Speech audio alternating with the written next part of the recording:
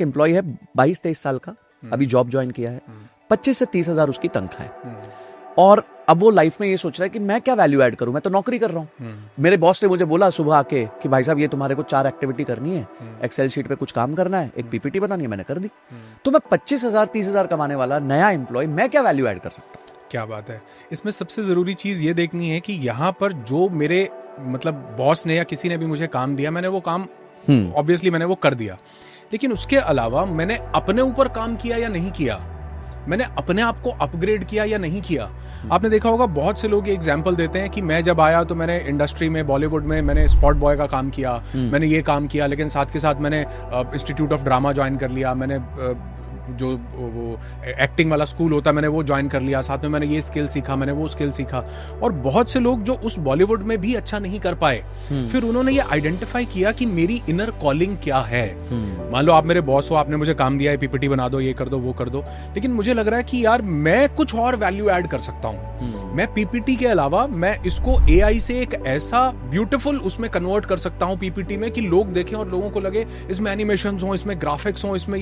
तो जब आप वैल्यू देते हो ना, जो सामने वाला व्यक्ति है वो रिकॉग्नाइज करता है कि आपने कुछ एक्स्ट्रा किया, लेकिन उसके लिए आपको अपने ऊपर काम करना पड़ता है। अब कई लोग एक स्टैग्नेंट माइंडसेट से आते हैं, उनको लगता है कि यार मैं, अगर मेरा बॉस ने मुझे काम दिया, मेरे को 25-30 हजार रुपए सैलरी मिल रही है, तो मुझे इतना ही काम करना है। वो ऑब्वियसली वो ग्रोथ चाहता ही नहीं है।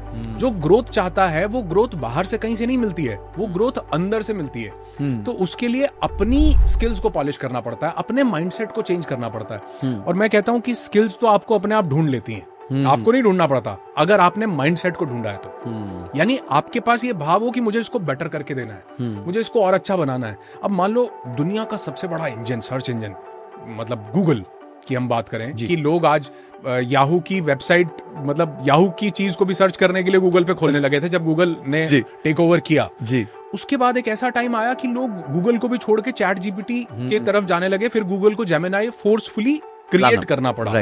यानी गूगल का जो अस्तित्व था वो हिल गया था। लोग अब गूगल पे सर्च नहीं कर रहे हैं, लोग चैट जीपीटी पे जाके सर्च कर रहे हैं।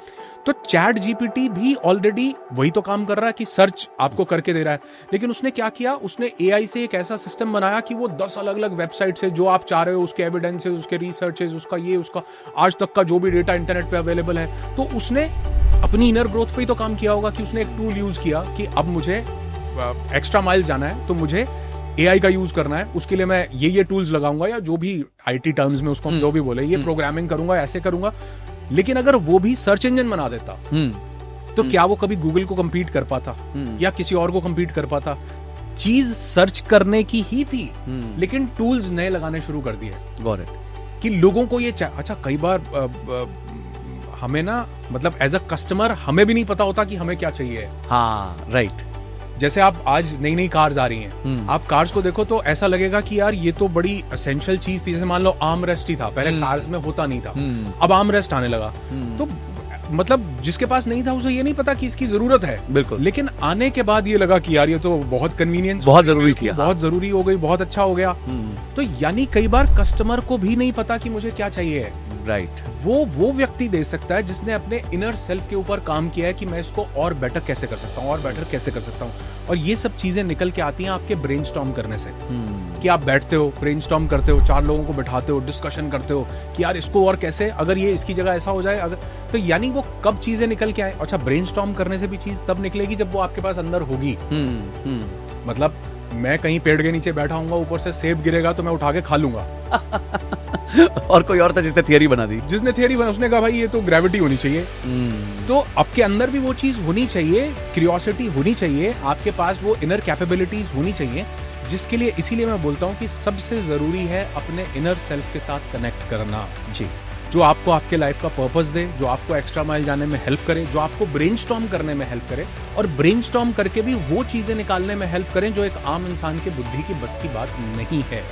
वो उस चेतना के साथ जब इंसान कनेक्ट करता है तो मुझे लगता है वो वैल्यू भी दे पाता है, वो नई नई चीजों को इनोवेट भी कर पाता है, बना भी पाता है, और लोगों तक वो वैल्यू पहुंचा भी पाता है।